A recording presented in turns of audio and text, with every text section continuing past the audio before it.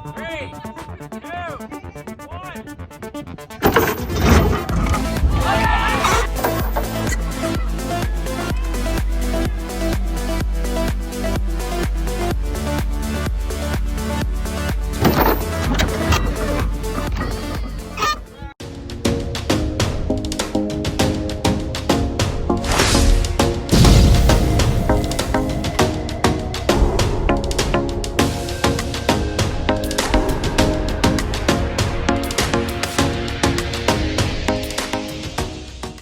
All right, so to start out with, the first thing that we decided that we were going to do was we wanted to build a rather large trebuchet. And so what I did is I found some various different designs and so forth. We actually used a design that we found online, and I'll put some links to that information down in the description.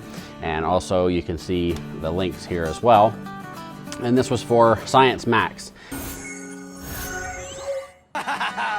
This, I think, is as big as we could possibly be expected to build this. So what I did is you can actually do this with a number of different YouTube videos or anything that you would find online or on a video itself. So first what we did is we wanted to find all the dimensions that were used in the Science Max video. So I took a number of screenshots of the video that he posted, and I started scaling things out.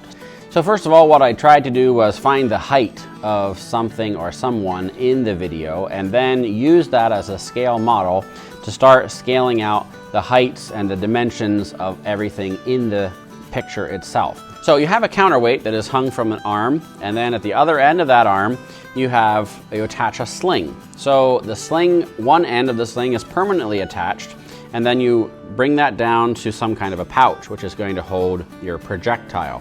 From the other side of that pouch, you make another loop that goes back up to the arm again, but this time you actually create a loop in the end of that string. And what you do is you hook that loop over top of a pin that sticks out from the end of the arm. Now that pin can be bent or adjusted for various angles depending upon the best throwing angle of when that's going to release.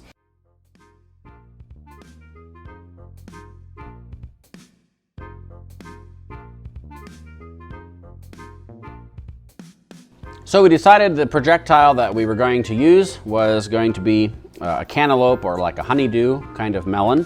When it came to the weight itself, there's quite a lot of weight there on the end. We ended up with close to 350, 400 pounds of weight hanging on the other end. So as you can see, there were a number of different launches, successful launches, a couple of them not so successful, so you do want to be very careful about how everything goes as it's launching. But as you can see, it was a pretty successful launching device. We ended up being able to launch our cantaloupe melons, about 5 to 6 inch melons. We were able to launch them something like maybe 75 to 100 yards. So if you had any questions about anything related to the build, how we were able to accomplish what we did, or anything that you saw in the video that you had any questions, you can put those down in the comments below. I will be putting links to the different YouTube channels, as I mentioned, that we got our ideas from and so on. And if you have any questions, again, be sure to let me know. Also comment and like this video if you like this content, want to see more along this line. Give us some suggestions if you have any ideas of what you'd like to see in the future, and we'll see you again on the next one.